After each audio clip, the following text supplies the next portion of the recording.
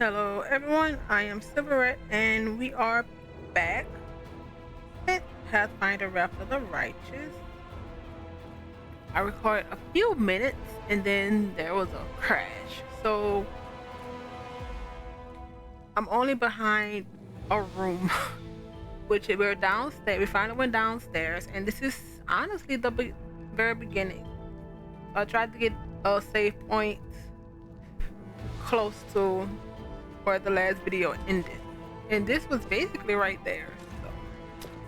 In last episode, we reached level 3 of the. We reached level 2, I'm sorry, of the Mythic Path.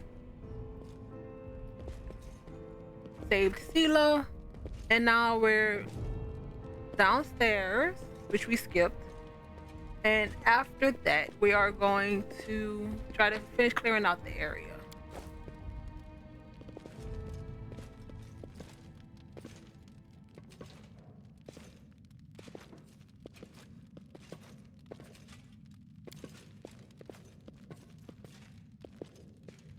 There are dead flies in the cups. The food on the plate turned into a dry grayish mass a long time ago.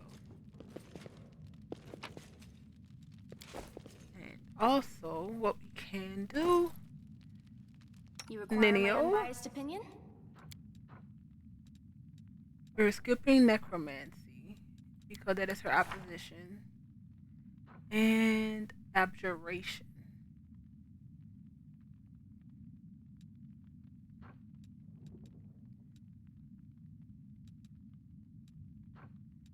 So we're skipping. Okay, abjuration, necromancy. Vocation, copy. That's necro. This is also necro. I think that's it. I don't think anyone else can copy.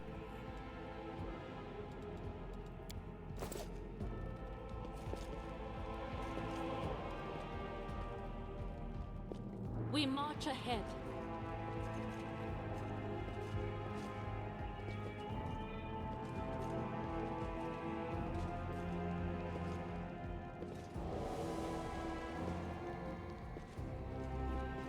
Can't hide from me.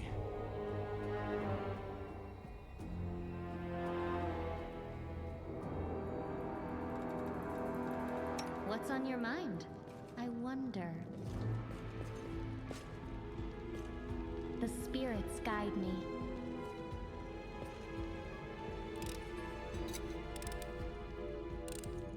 I hope you appreciate this.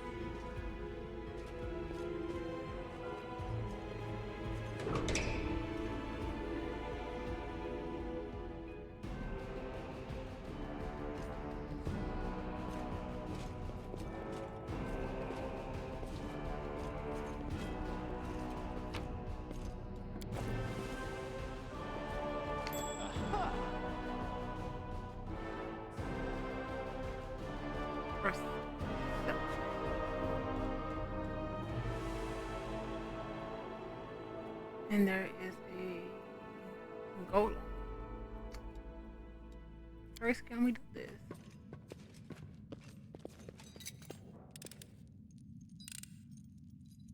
I am helpful, am I not?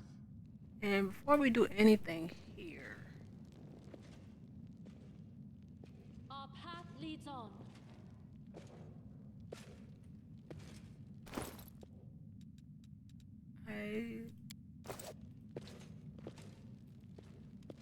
there is a book in here that is it in here or the other one? Doesn't hurt to be safe, to be sure.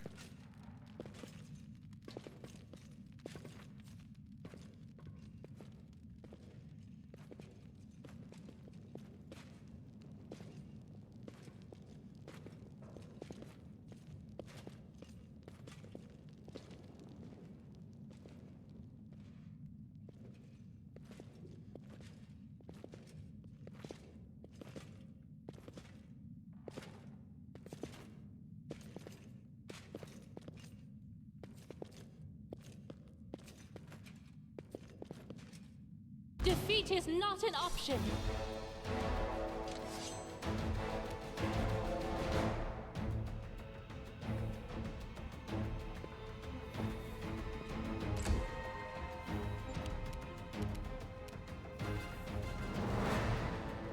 Action.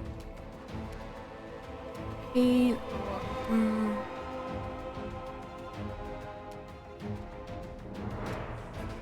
We're not gonna do either.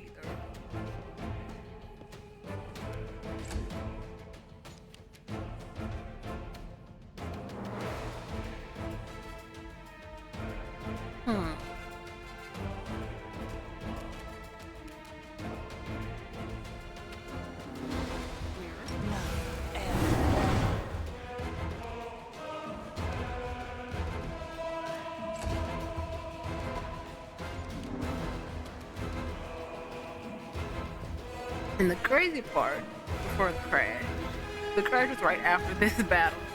But Camellia was the tankiest for everyone with the gold. What we want.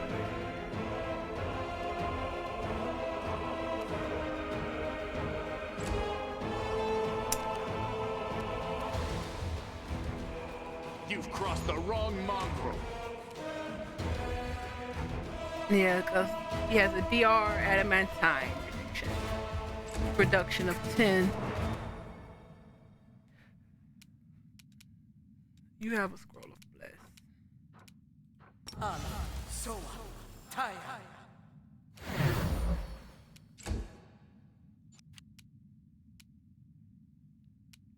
And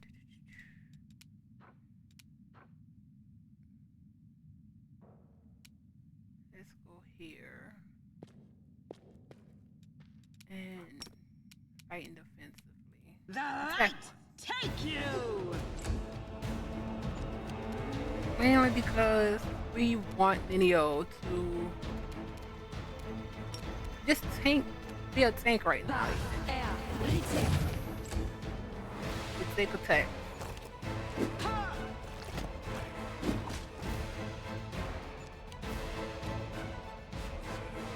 I'll cut you wide open. Critical. Action. Do this.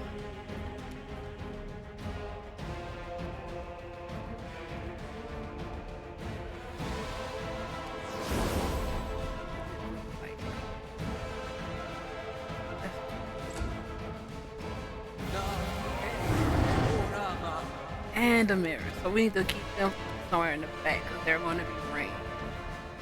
You Something won't to remember. survive me. Oh man, why weren't you doing that damage last time?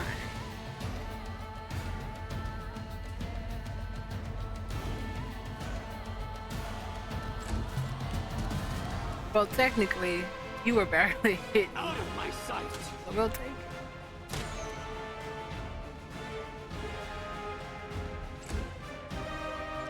And Sela, we gave emergency potion. So even if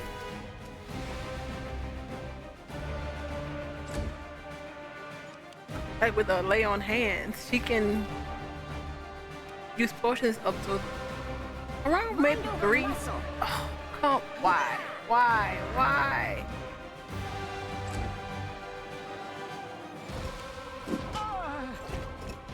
This will leave a bruise. Come on, Camellia. The spirits demand your blood.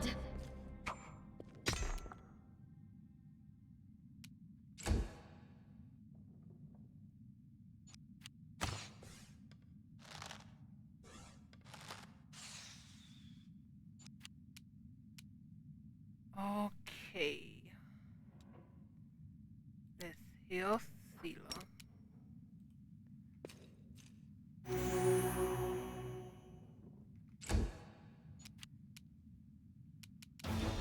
Endure this.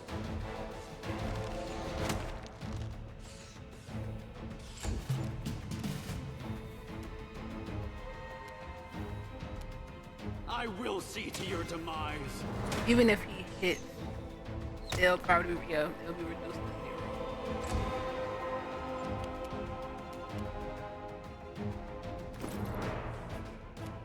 to 0. Stila.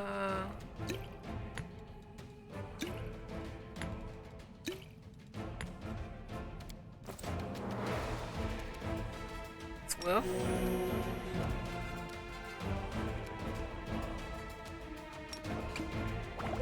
Ooh.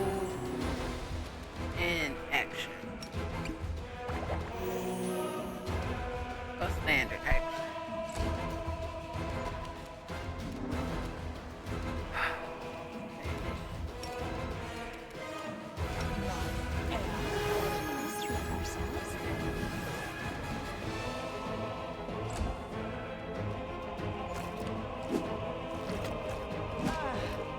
Oh, that was oh, that was 20 damage.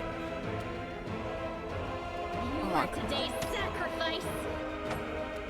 Clelia, what is going on?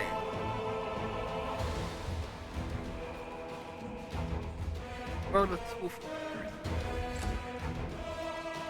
Technically would have been 12. But the reduction. Let's do flame, because it shouldn't be able to be that shouldn't be reduced at all.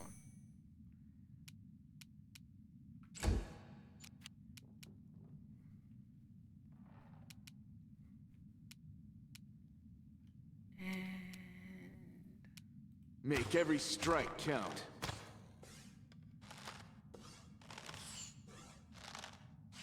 Two critical misses in a row.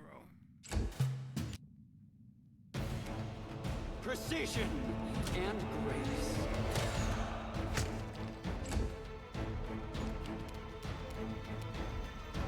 The Inheritor, guide my blade.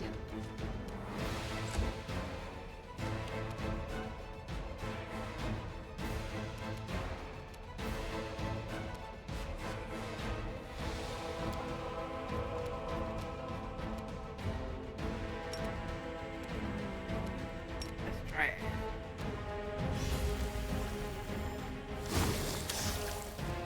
Oh, acid worked. But then go, she doesn't. Alright. No. I'm alright. Go for their hearts. Slowly going up. Now you're steady missing.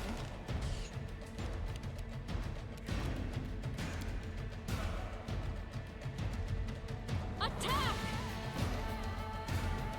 I don't know what is. We shall overcome. Okay. Do not hold back. What is happening? Oh, You've crossed the wrong mongrel. there we go.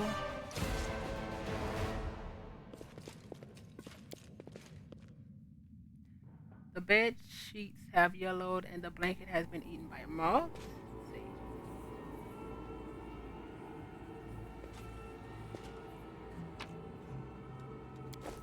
I will guide us. Oh, maybe the book was in here.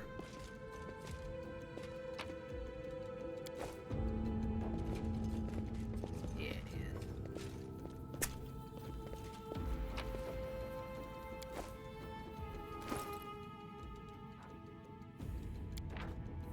Zacharias toward eternity. The forced reclusion that once seemed a curse to me is becoming more bearable now that I have access to materials to work with. In my current straitened circumstances, my only diversion lies in the scientific endeavor and exercising my mental facilities. Creating witless undead from crude companions is the preserve of ignoramuses, incapable of conceiving an original thought. With the application of even the barest effort in magic, any necromancer can unlock the true potential of our art. By availing oneself of the school of transmutation, several incomplete bodies can be turned into a single construct that markedly improves upon the capabilities of the raw material. However, Even the most ambitious mages pursuing the path of necromancy rarely decide to take the full step and transform themselves into the same faction as their own creations. Why?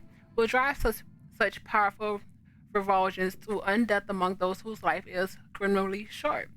Perhaps the reason is fear of the gods, whose will these mages violate when they dare to meddle in the supreme order of things. Perhaps the instinctive disgust that arises when encountering eternal travelers in death is caused by the decay and desiccation of the corporal sheath. Perhaps it is sentimental attachments that weaken the resolve.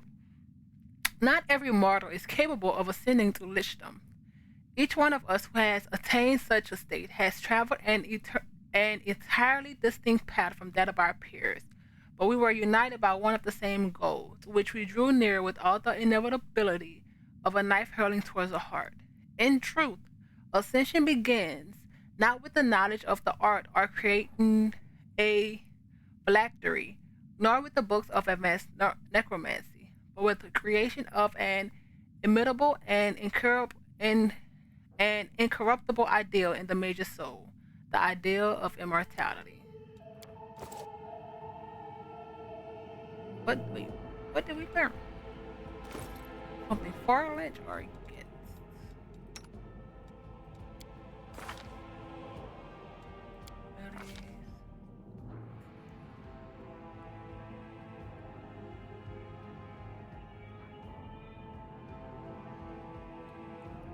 Plus one copy bonus to DC on a spell with death descriptor.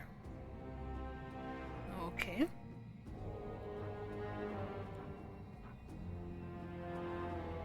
Do we have another favorite enemy? Or do we just have one?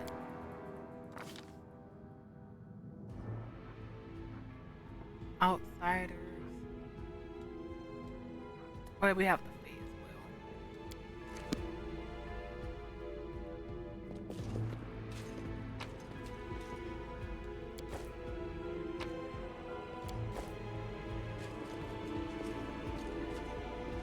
Without a doubt.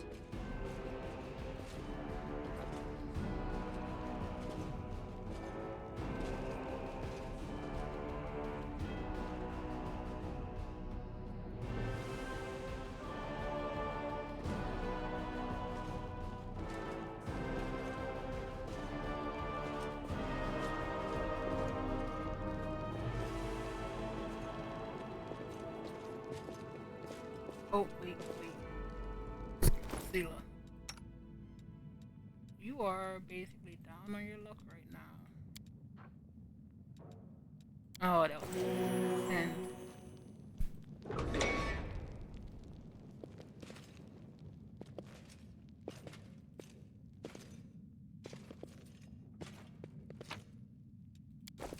More books. Artificial flower,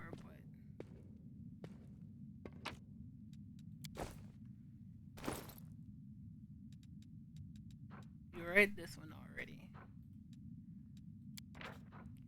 Night of the Witch by Mackie Vonis. Korean refugees, driven from their home, tried to get as far away from the demon-corrupted lands as they could. Many of them, exhausted from their long travels, or just unable to find acceptance among local residents, stayed outside, already exiting settlements. These communities remain to this day, and they all share a certain curious tradition. This celebration was seemingly established at the same time in all Sarkorian enclaves, even in the most distant ones.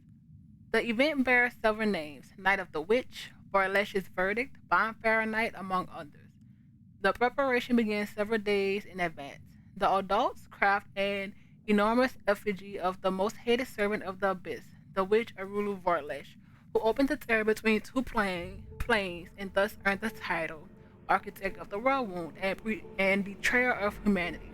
The children, who are usually relieved from their chores, gather kindling in the nearby forest. Instead, they might ask their neighbors for some wood. Traditionally voices their request in the form of concern. They need something to warm the witch's feet. On the appointed day, the crowd places the effigy on a pole in the center of the settlement on our neighborhood, where everyone can throw mud at it until sunset. At nightfall, cheers erupt as as a real Vorlesh's effigy burns to ash. It's worth noting that effigy's incineration is so akin to an atrocious method of execution that guards and other enforcers often observe these festivities with great suspicion. However, any claims of the Sakurians burning these suspected of demon worship in the pact of an effigy also are idle flights of fancy lacking lacking substance. Okay, that's the way, I guess. Why is... So this doesn't really... Had this always been up? Let's see. What can we use then?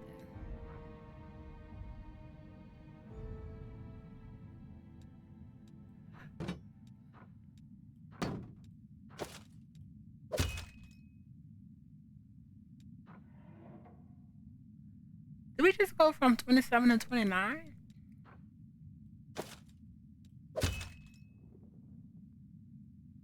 '27, 29, but this gives a con bonus. But it doesn't work with this. That's why it also gives a con bonus. Do we have any other belts? I don't think so.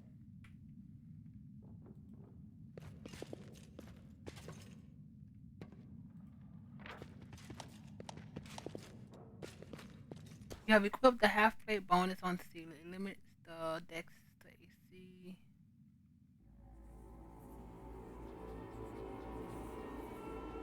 Yeah, but I don't think she has any dex anyway. Oh, she does have a +1. So that was better regardless. Because it gave her 1 dex. And the other one didn't have any.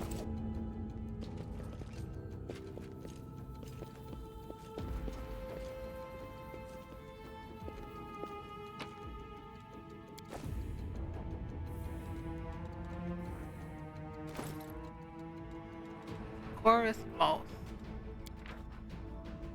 After line published by the Foray Logos Archaeological Society. In the middle of the plateau that forms Central Socorus was the location of the region's capital, the city of Iz, the country's metallurgical heart. The rich mineral deposits of these lands have been known to the Celts since ancient times. And over the long centuries, plenty of mines and workshops have sprung up here, and their output flowed into Iz. From here, traders led their heavily loaded caravans to other parts of Socorus and beyond. Many a wonder crafted by the Celts over the years of their capital's prosperity disappeared without a trace with the demonic invasion of Iz's destruction. Local artisans were most skillful in their trade, which can be seen through the few surviving works of weaponsmithing, jewelry making, and metal casting arts. And while silver hairdressers with ornate temple rings and lightweight sabers with hilts bearing their owners' initials can still be found in museums and private collections, other handcrafted examples of its legacies are lost forever. Specifically, we, of course, only know of architectural landmarks of both secular and sacred variety through scarce descriptions.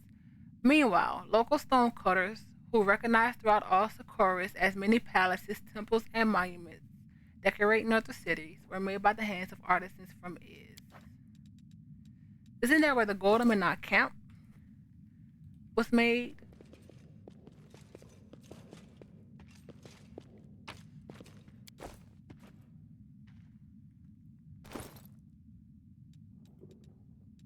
This is unique, I guess. Eternal Sunshine, a Pilgrim's Journal.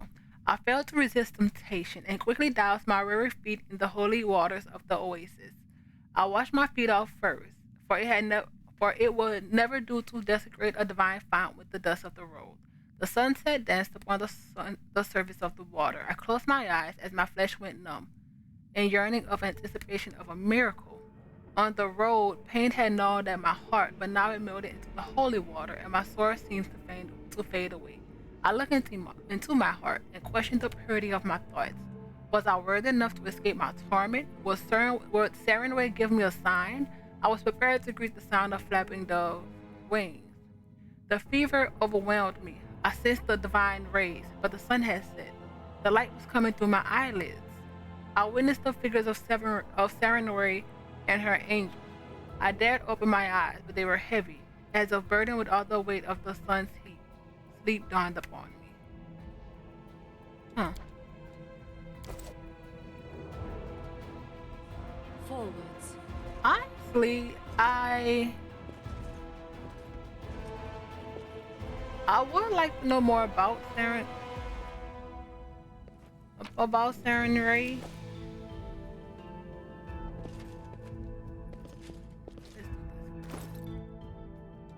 Oh, come on. On the basis of sin magic.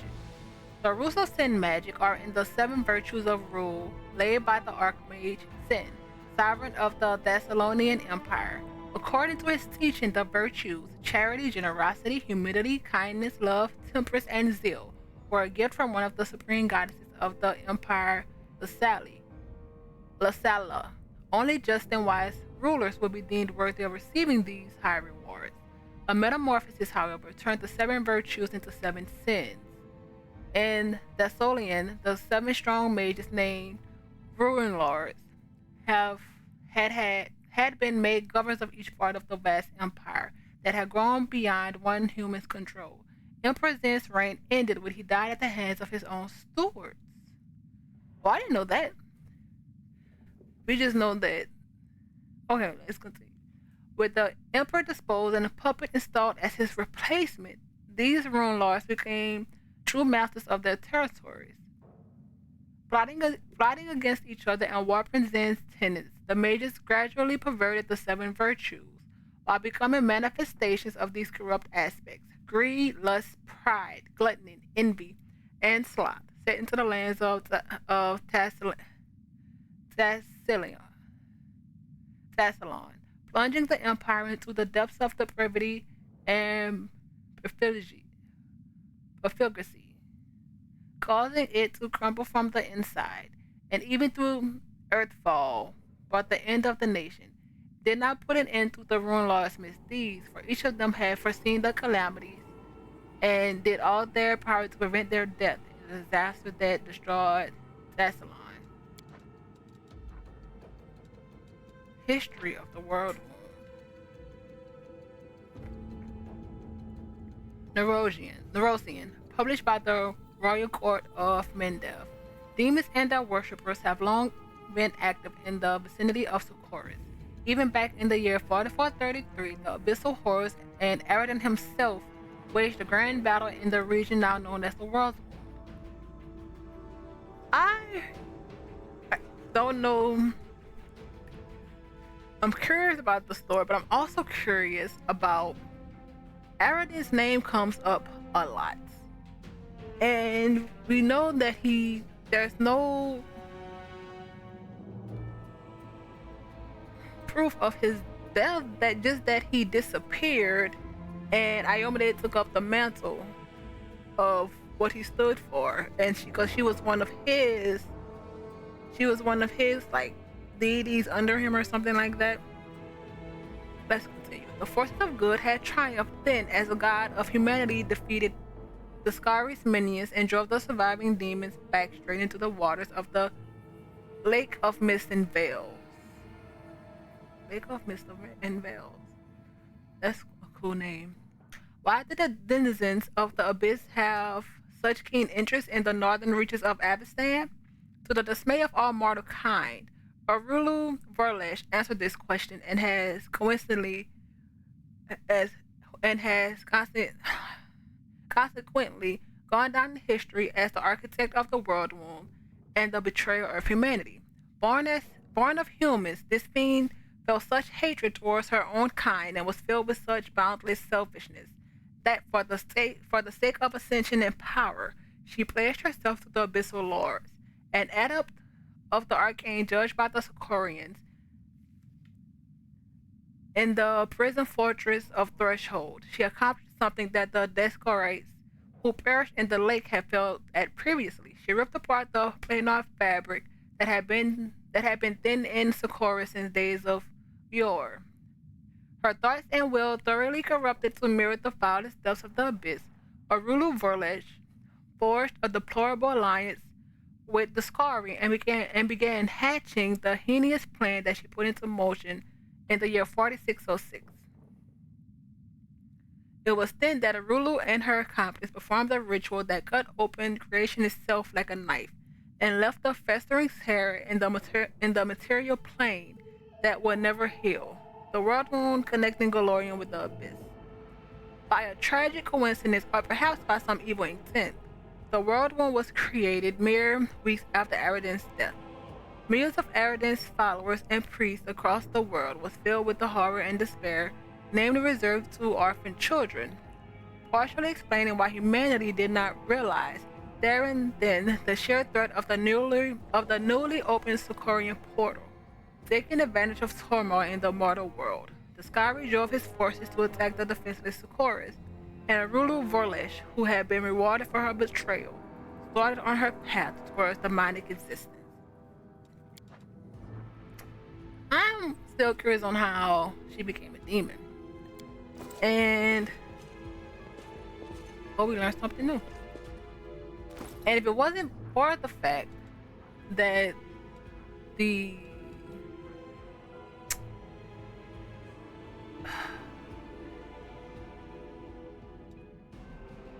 fact that come on, the fact that the storyteller studied the world wound or the effects, I 100% thought that maybe he was Araden, but it doesn't seem like it. Where is one we just learned? +1 insight bonus on lore, religion, and lore skill checks.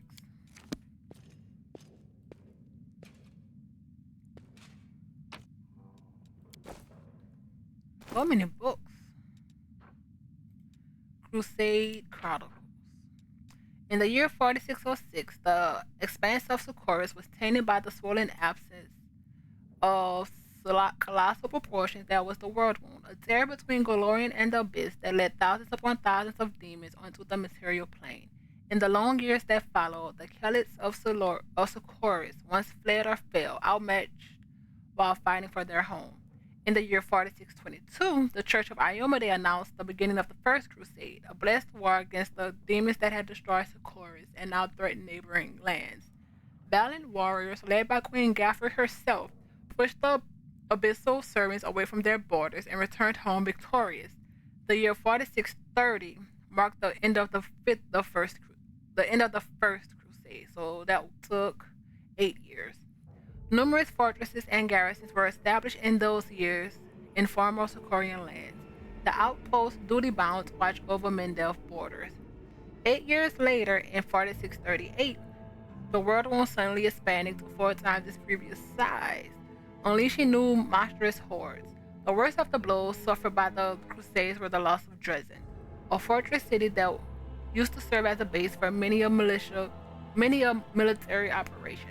The Second Crusade was called, which claimed countless lives, yet never resulted in victory. Only with the creation of the Ward Stones were the demon invasion stopped, as the Luscious Iomede's magic stood as an impenetrable wall, blocking the invaders' path. In the year 4645, after 7 years of arduous and mirthless war, the Second Crusade came to an end.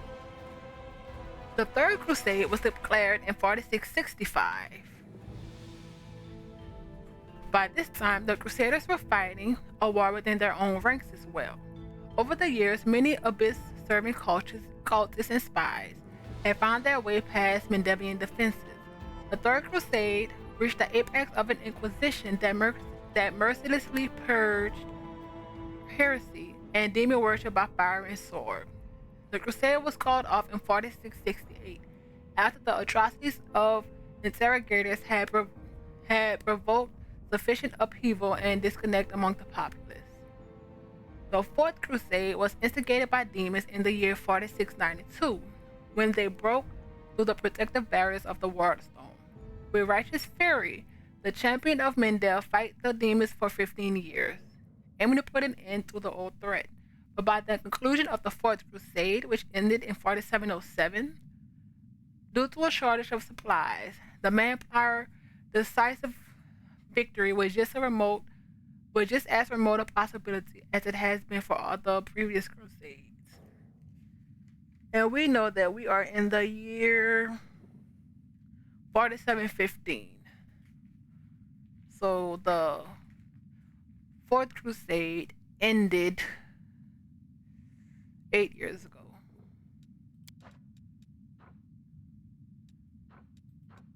Please be the last one in this library. Know thy enemy, a Crusader's brief.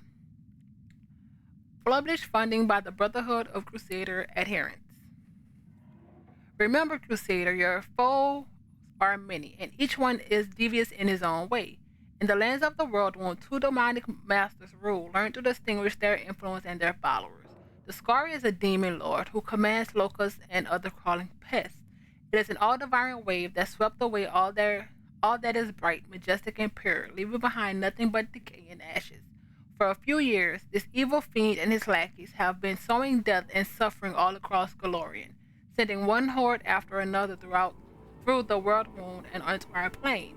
The Scari's visage is hideous, or his essence is a horrid crossbreed of humanoid and insects, and behind his back are fluttering wings, woven from the swarm of insects, both of two demons.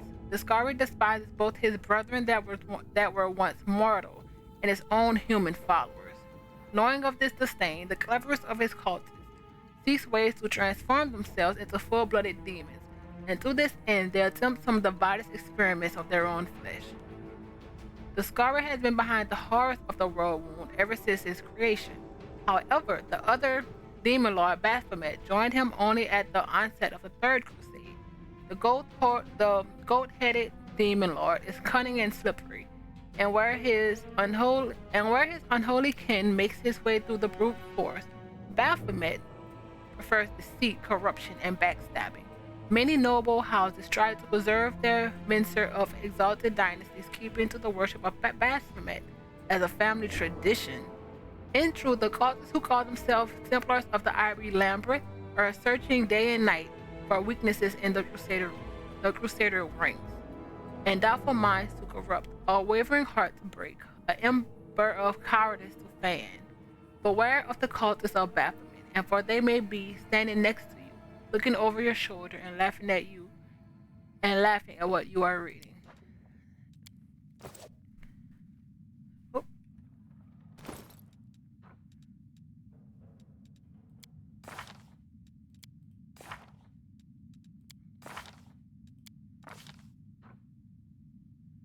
That's not it.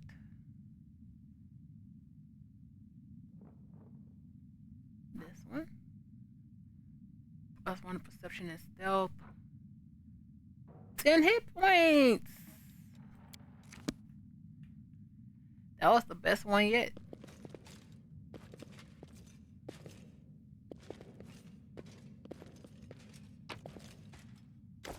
So, ooh. You see an undead man dressed in a style popular among Mendevian crusaders 100 years ago. Though long decayed, his expensive ornaments indicate high status, and the clean and functional cut of his suit places his wearer in a military profession. The undead man sizes you up with a lordly glance. Greetings, Crusader. You have the honor of meeting Zachoris the Lich. We learned about him from the librarian. The last warden of the newfound sanctuary and master of this place. I sensed you as soon as you stepped through the gates of my stronghold. There is something in your bag that belongs to you. Give me my wine, and as my oath dictates, I shall give you a gift. What's this? The Socorus is an unholy walking corpse? The legendary hero, righteous of the righteous? The man after whom six of my acquaintances from the most pious noble families were named? Darren doubles over in laughter. Oh, I cannot wait to tell everyone about this. Who should I write to first? The Right Honorable Baron Socorus or the Reverend Abbess Socorus?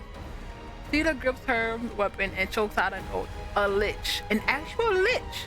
This isn't a laughing matter. We may not get out of this alive. The dark engine energy coming from the lich draws a response from inside. A surge of power, similar to what you felt in the bandit cave. Depresses and overwhelms all other feelings and fills you with new sensations. You lose control over your own body for a moment as your hands, as if it lies on its own, dive into the bag and take Zacharias' wind out. You will swear that it trembles with impatience, like a dog too long away from its beloved master.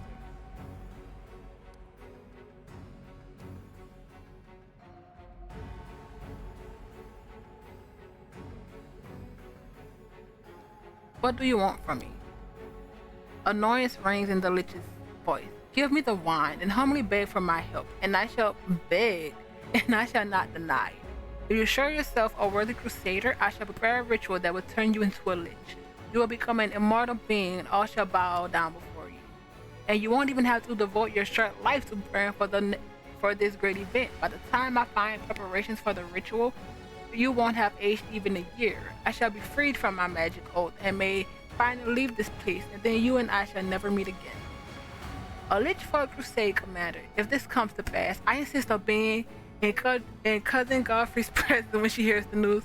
Of course, Incria, it is entirely your choice, but you cannot simply want to look. Darren nods at Zacharias like that.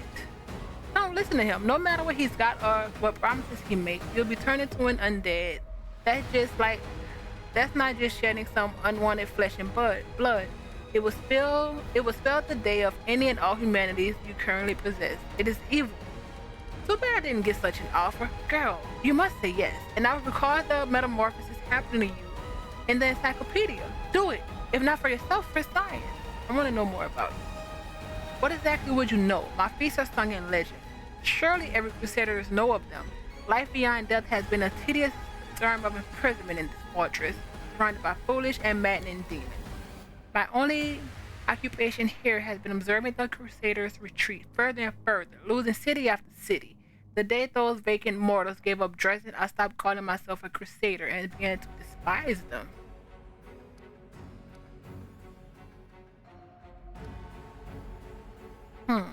You're considered a hero. How did you become undead?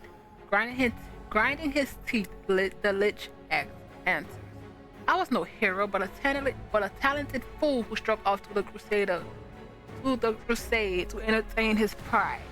I adored the praise of the murmuring mediocrities. How flattered I was when a heap of stone on the mountainside was given into my care. They told us our struggles were important. Such folly. As I sat trapped here, I realized that I had wasted my powers, my time, and my talents in their battle. I believe the tales of good and right that must be protected, but even in the kingdom of good, there are those who wield power and those who obey. All these wars were merely an attempt to hold on to power. It matters not who. Never again should I wage war for anyone's power but mine. Why did you take the death pact? While I yet lived, I often thought how superior were the undead compared to the living. The Crusaders' army had suffered endless defeat, while an undead army would long ago have driven the demons back to the depths of the world. But though the dead would be the perfect warriors, they would answer to imperfect living masters. I needed a better solution. I studied vampires, but found them too ruled by passion and thus unsuitable. And then I considered the lich. A lich is the perfect undead being. It can possess fantastic power.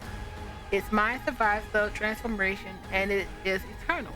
I envisioned an army of crusaders led by immortal liches, and I grew certain of my fate. But in the process of becoming a lich takes years, and it is dangerous and tiresome, and most importantly, it is only possible for one mortal in a million.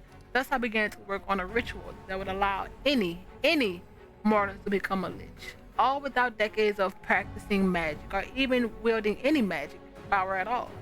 Of course, I had to keep this research a secret. But in the end, I succeeded. And the day the newfound sanctuary fell, I completed the ritual and became what I am today. How did you survive among the demons? The pathetic spawn are no threat to me. The Lich chuckles arrogantly. They've tried to attack me for a few times, but swiftly regretted it. Then I grew tired of their interference and concealed my chambers with a spell. When I required a book from the library, I would go there in invisible guise, and they had no idea I was beside them. Once you are free, will you join the crusade? That's a no. You kind of knew that already.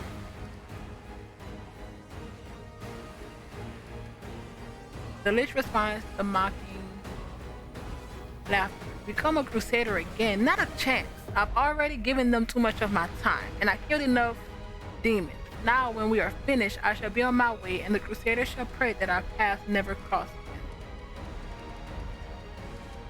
I don't have any more questions. Now, you realize who you are dealing with. Do not forget it for your own sake. You've made yourself a lich while demanding that everyone else revere you as a holy hero? What a marvelous trick. You have my respect. The Lich seemed confused for a moment, but keeps his silence and then asked with a trembling voice, I could kill you right now for your impudence, but you will play a different role in my plans. Will you give me the wine or continue to waste my time? I really don't want. I have some questions about your prerequisite. About your proposition. Question, the Lich exclaims in irritation. Give me my wine, and I shall take you as an apprentice. Prove that you are a worthy crusader, and I shall conduct a ritual that will make you a lich. The oath binding me will finally fall, and we will disappear from each other forever. That will be what can be unclear about this? Why are you offering this power to me? A low growl escapes the Lich before he speaks. Do not flatter yourself. Fate has decided this, not I, who is bound by magic oath. Only by fulfilling them will I be able to leave this pathetic place. When I was foolish and taken with Crusaders' ideals, I made a mistake. I feared that becoming a lich might change me. I feared becoming a villain. And I so bound myself with a magic oath, so he bound himself, which stops me from leaving this place until a worthy Crusader comes here to return my wine and seeks my aid. I dispatched my apprentice, Telden, the curator, to spread word of my final wishes, and so began my way for Crusaders who would appear to accept my knowledge. But the days passed, and with them came a new understanding. What a magnificent idiot I had been. I had bound myself in a pointless oath, never thinking of the consequences. But now you are here, and the oath is about to be fulfilled. I shall wait no longer. Enough priceless time has been lost. I wish we can ask him about Telden. But, okay, before anything, can I give him the wine and not turn into a lich?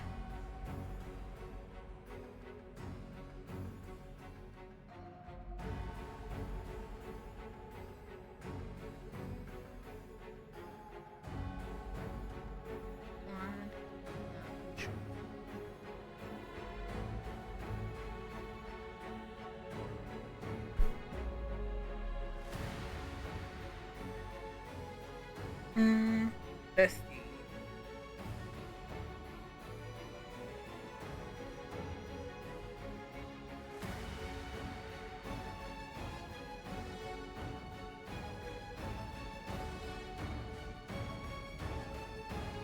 Okay. Why is the wine so important? The Lich answered condescendingly. The wine is no more than just a toy used to cast spells. It is my phylactery, the charmed vessel which holds my soul. So long as it remains intact, I am eternal. Oh, which is why if he would have snapped it, this wouldn't happen. If I am destroyed, I wonder if he would have snapped it if he would have still been here. If I am destroyed, I shall be returned again near the spiritual anchor of my phylactery. Be diligent and obedient to my will, and you too shall become immortal. How am I supposed to prove that I am a worthy crusader? I now know that the crusaders are utter folly. But when I was still alive, I believed in such foolish ideas and included them as a mandatory condition for fulfilling my oath. You will have to prove by your actions that the crusader is important to you. Here is some advice. I value wisdom and focus. Incria is wise, and a wise and focused mind can see that the crusaders will lose to the demons as long as they draw breath. The crusaders' problem is that they can be killed. The dead cannot. The undead know no fear. They do not betray you. They suffer no wounds and require no provisions. Most importantly, even a pathetic and feeble mortal can make a formidable undead soldier. A few thousand deaths is a small price to pay for victory. Everyone dies, no matter what decisions you make. The question is, will you place victory over the world wound above your own dubious ethics? If so, then I shall call you the worthiest of crusaders, and the demons will learn fear when they see an army of undead warriors led by a powerful lich. What exactly are you going to do with me? Becoming a lich is a complicated process. Most talented mages could not prepare for it if they devote their entire lifetime to the endeavor. It requires years to train and transform one's spirit, unless you have a brilliant mage on your side. I have invented a ritual that allows me to prepare you myself. I will alter your mind and soul, and prepare them for their new existence. It is a complicated process, so do not expect to awaken the master of the undead on the morrow. But by my vow, you will survive the transformation. While I have devoted decades to this ritual, the process will take you mere half a year.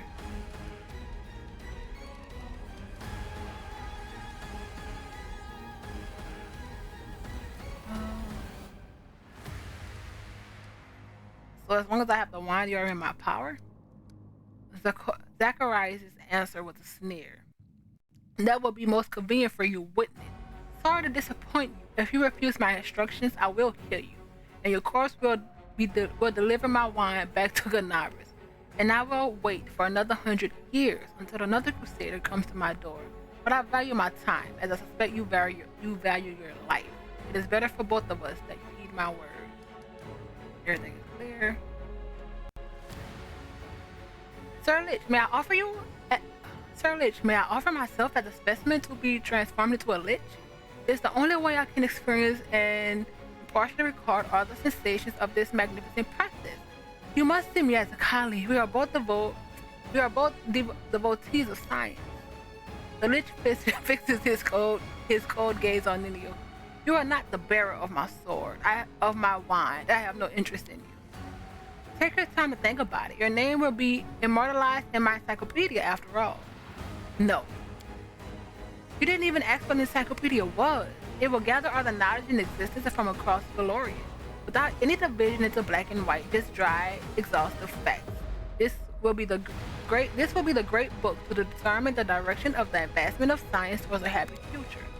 The lich pauses, then turns his head to you. When you become a lich, get rid of her, or you lose one of the main advantages of undead silence. Give him the wine. It belongs to you. What do you think you're doing? Come on, Sela. Green light shines in the lich's eyes. We'll talk about it later. And his arrogance tones offends the air. So, common sense wins out. How commendable. Otherwise, I shall have to kill you. But I have other plans for you. Accept this, my gift. Had we met under different circumstances, I never even considered sharing my power. But my oath obliges me. I, Zacharias, shall hereby fulfill my vow. A worthy crusader has come and returned my wine to me. Now I may leave this prison, and you shall become my apprentice. For the first order as your master, you must truly show yourself a worthy crusader, or my oath will not be fulfilled, and I am merely wasting my time. Meanwhile, I shall begin my work.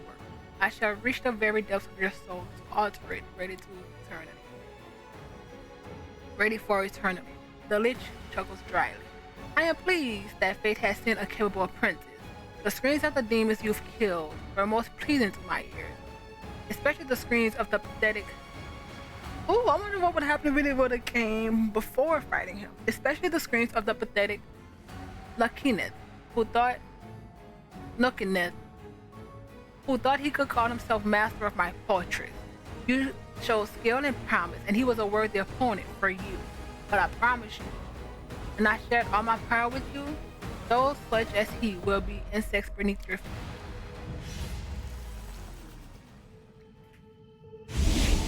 I don't want to be a lich, but he should 100% let his Can't hide from me. give it to the librarian.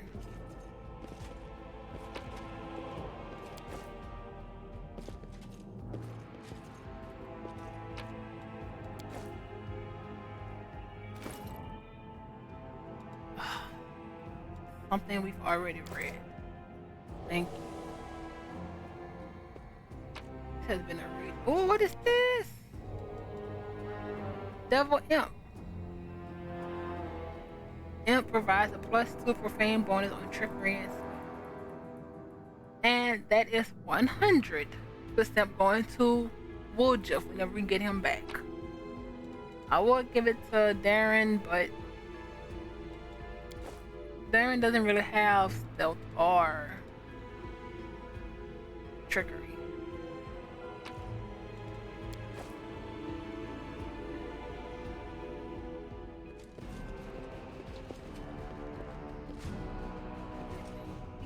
Here, nothing.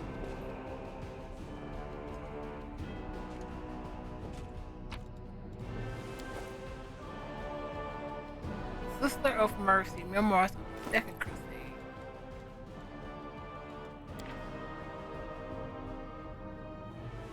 By Nellen Malcolm. First I want to see.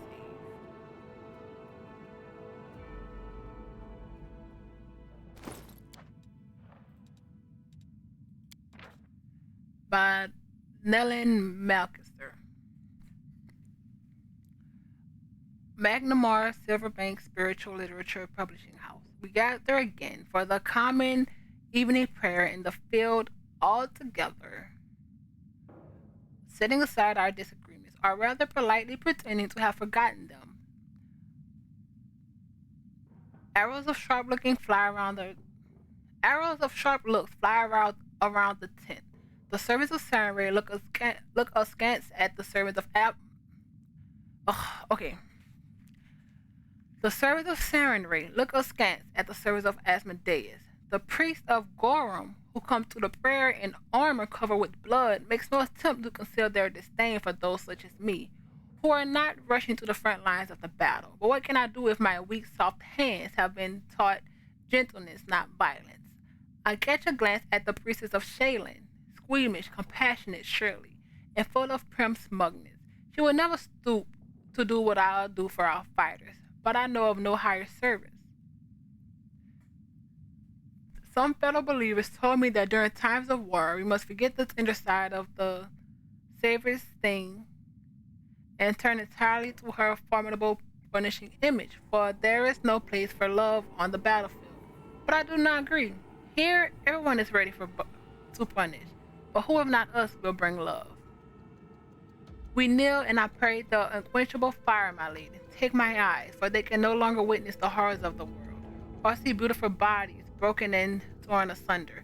No longer can they cry for our allies, friends, and lovers. And the goddesses reply, my child, your eyes are priceless treasure. As a lighthouse safety guides ships back to land during the storm, the light in your eyes brings heroes back from the bloody storm of battle. And I pray, my lady, so shut my lips, for I can no longer kiss the skin which I know by dawn will be sliced, beaten, and peeled. And the goddess replies, my child, your lips are stronger than a sword and firmer than armor plate. The whisper of your prayers gives strength to the fighters and brings burning the fires in the demons. The whisper of your prayers heals broken skin so you may kiss it again. And I pray, my lady, burn out my heart, for if I peace in the different, my lady, burn out my heart. Let it find peace in the indifferent ash, for I can no longer withstand this pain. And the goddess replies, my beloved child, this pain is caused by the fire that burns in your heart, a fire so bright that everyone around it is comforted by its healing warmth. Do not dare turn to ash, but carry this heat to the very threshold of my chambers, or in the end you will find peace.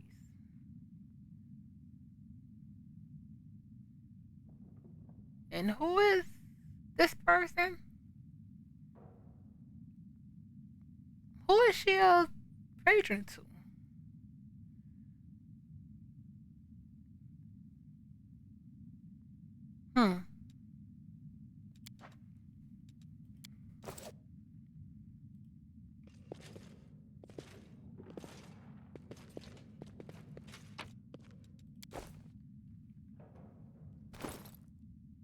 Oh, thank you. Something that we already have. We march ahead.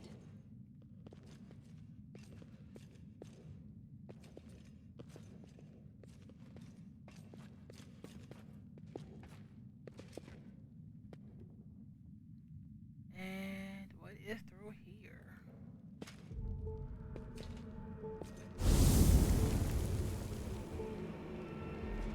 Our path leads on.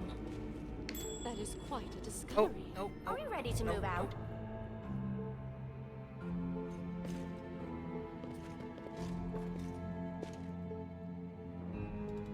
I heed the voice of the spirits.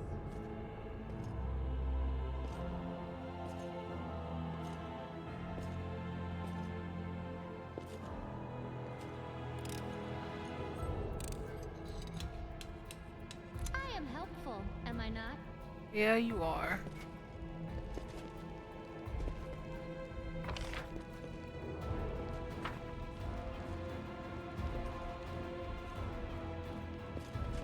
Well, hello there.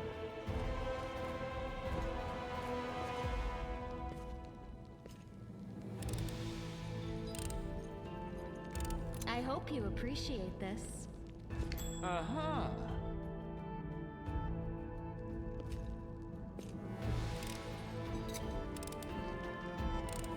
I am So many helpful, traps. am I not?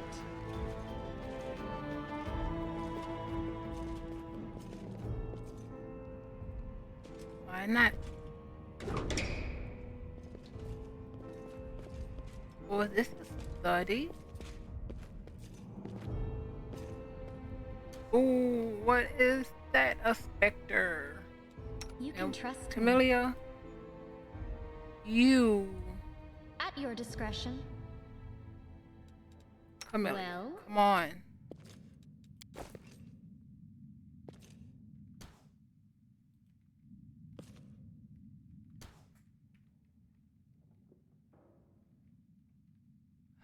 Open your heart to me.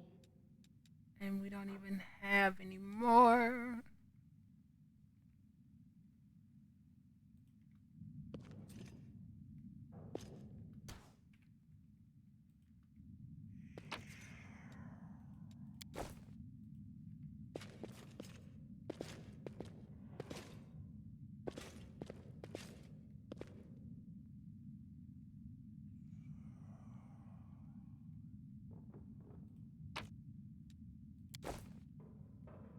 Oh, scroll of blessed weapon.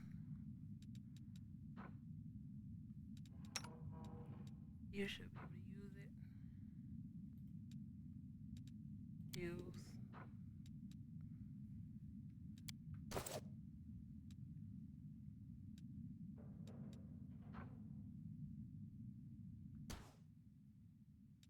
I will help where I can. Why did it not show up?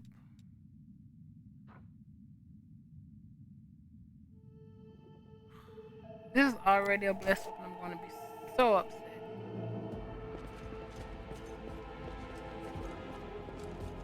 Ooh. Despite the general devastation, the books look surprisingly intact. Every spine is neatly dusted. And we got Fairy Tales of Avestan. I know for a fact we've read before. The Curse of Ancient Oberia by Hastef Ume. Tell us, O teacher, why would Bravoy call us barbarians in the book you give us? The gods became angry with our homeland, my son. This land has devoured so many great empires, as if it was unwilling to bear life. There are centuries-old ruins around our settlement. They were ravished by a star that fell from the sky. The kingdom of the Cyclops was the first victim of its curse. New settlers claimed this land 10 centuries later to establish a beautiful country named Oboria, which stretched from the Lake of Mist and veils to the Castraven Sea, but the curse still lay upon these lands, and trouble come once again. Our ancestors suffered numerous maladies: the tear plague, the charred death, the choking death, one after another, leaving only pain behind. People say that Odip the Necromancer was to blame, but who knows? A great civilization was turned to dust. This is why I'm teaching you, Bravoy, shouldn't make fun of you or call you barbarians.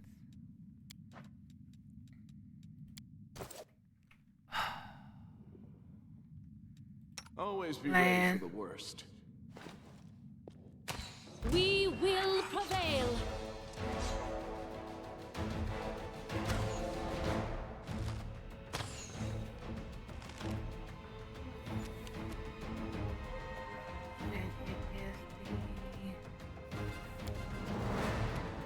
Yes.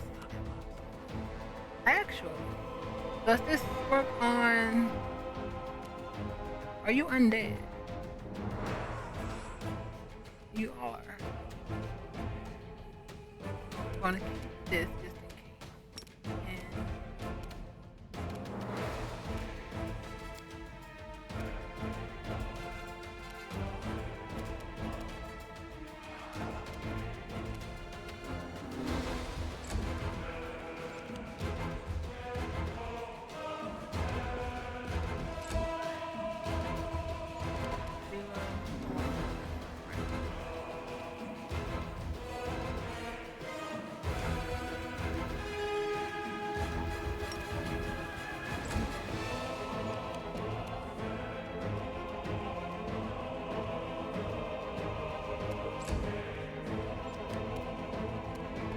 I'll make short work of this.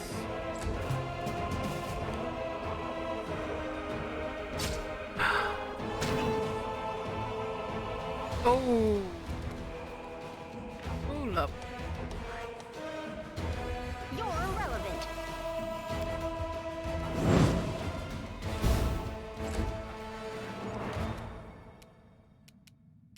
We need the specter bomb. Strike as one.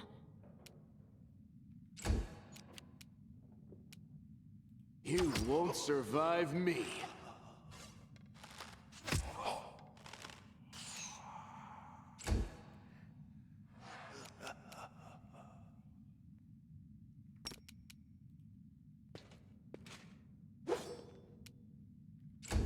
Of course.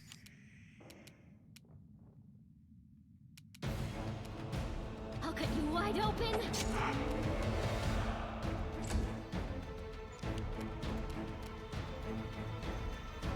Crap.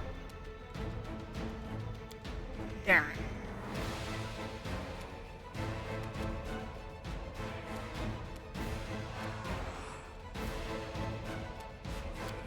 Darn, you don't really have any... Crap.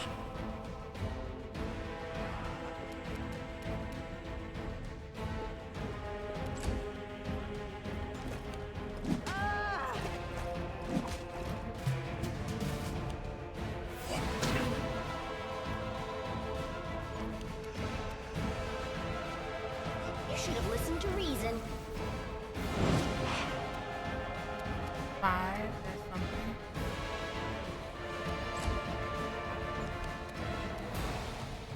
Attack! Oh. So close. Come on, man. Endure this. Perfect.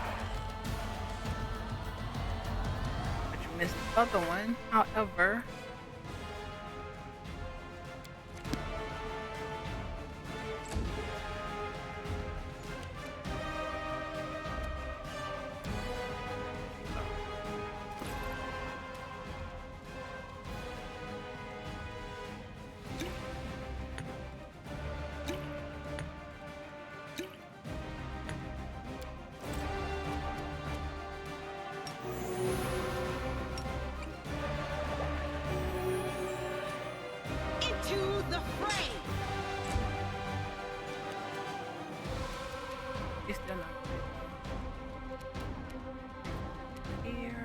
What will this do? Yeah.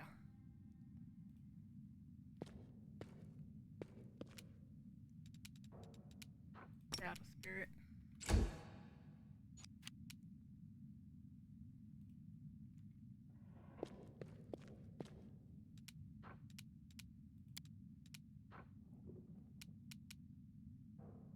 Out of my sight! So you need a tent.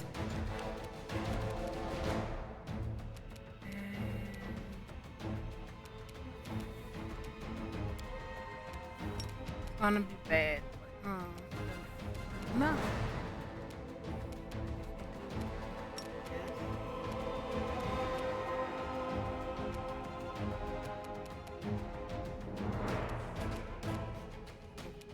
Alright.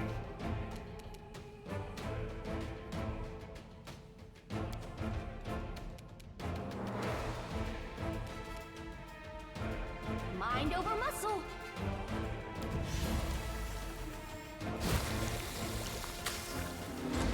Wanted something.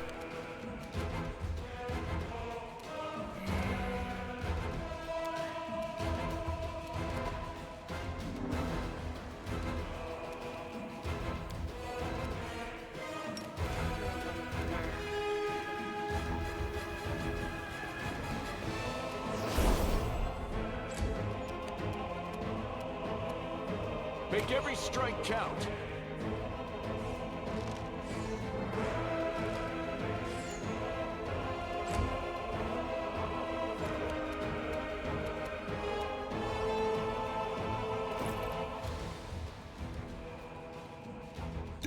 I hope when I really hope by the time we are back in camp and we sell is enough stuff to re-up us on all these potions. The light, take you! The Amelia. spirits demand your blood.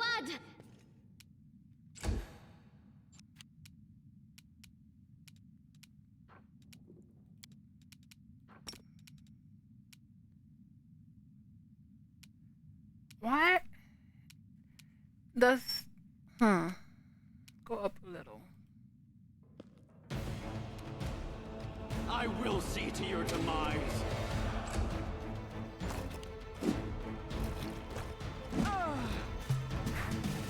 That was reduced.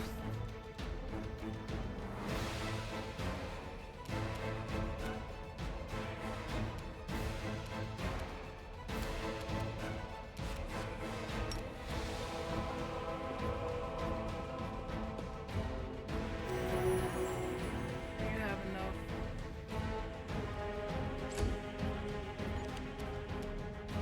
We shall overcome.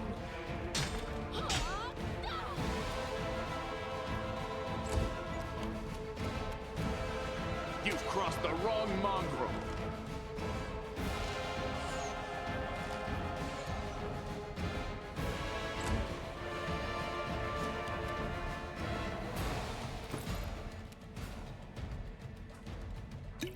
Last one.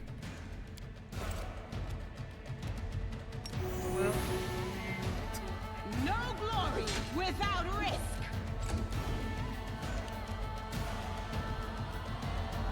You are today's sacrifice. alright.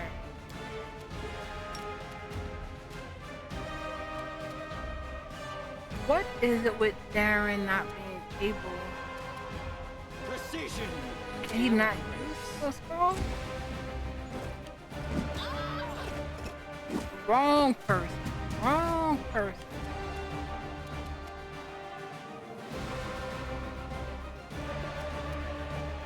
I'll remove this obstacle.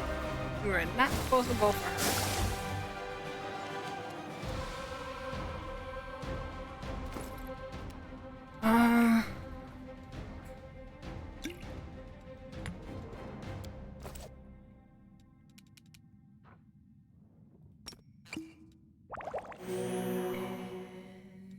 Right.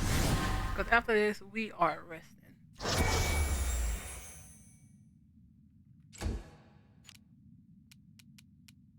You won't survive me.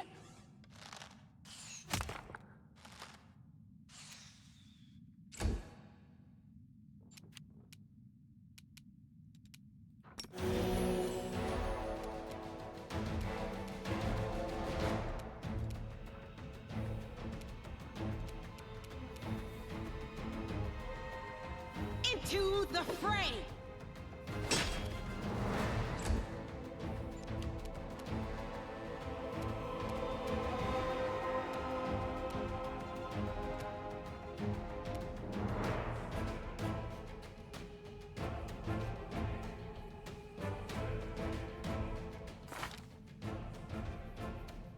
What does your weapon have?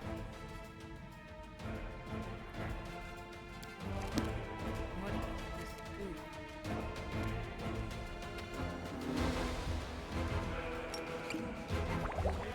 I have one attack. Go for their hearts!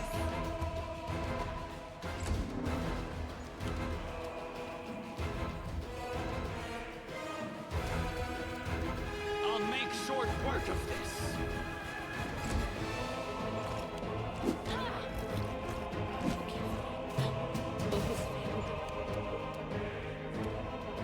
You're irrelevant.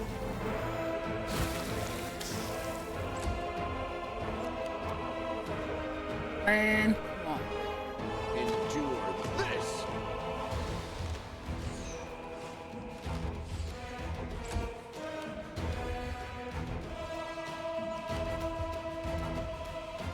The light take you! I'll cut you wide open. Just the misses.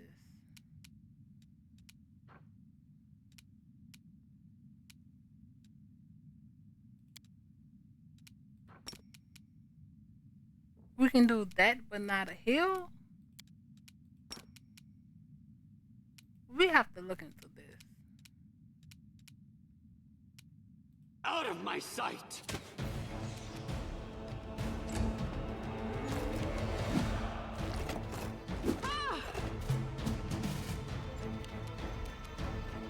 Mind over muscle.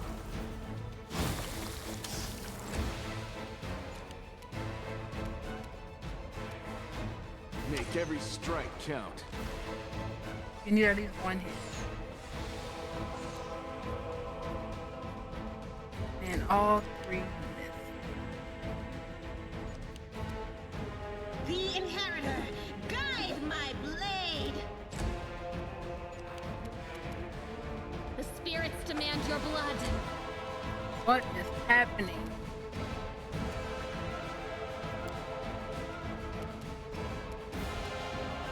I will see to your demise.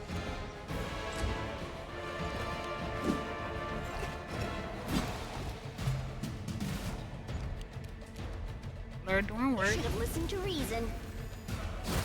That was one round of one damage from Nino that round. From that. That is crit out of. You've crossed the wrong mongrel. Thank you.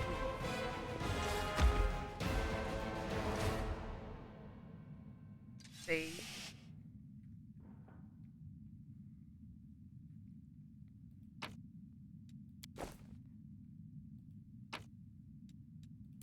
Okay, that is something.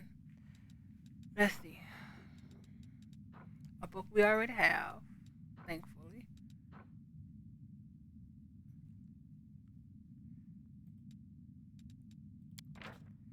Lesser maximize meta magic.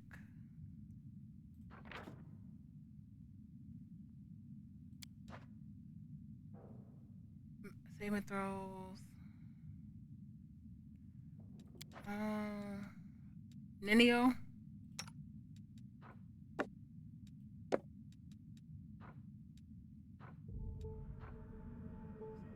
Undead death.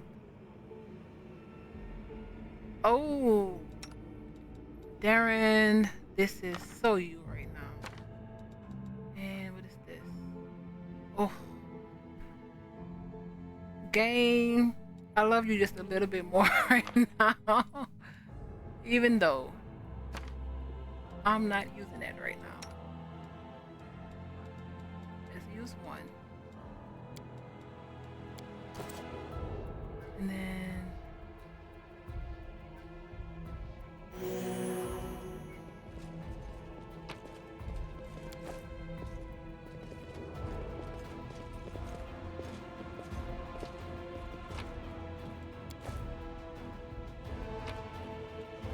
oh,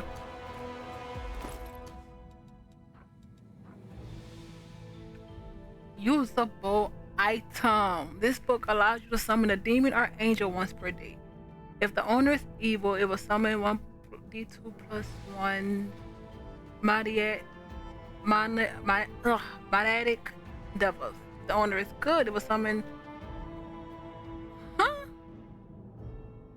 So if it's good, it will summon 1d2 plus 1 demons. If the wearer is neutral, there is an equal chance to summon angels or demons. Break free from the control. Oh, wait.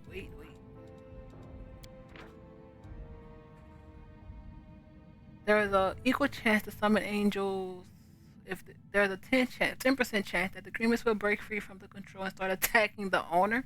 This book has 10 pages, and each time the owner uses it to summon a creature, they receive one of the following bonuses. Oh.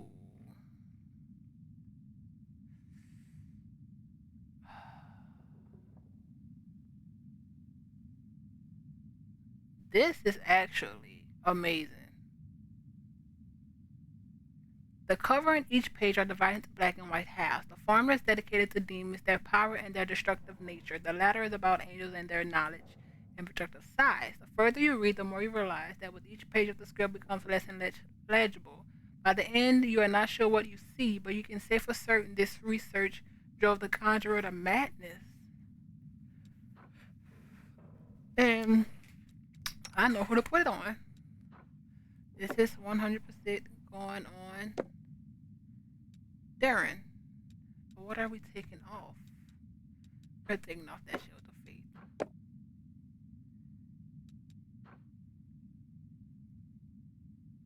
Once per day. And your evil's over.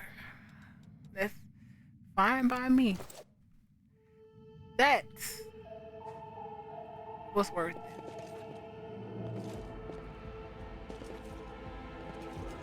That was 100% worth it.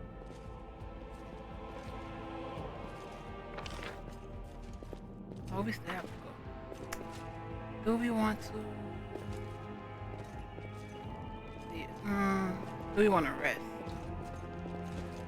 Let's see.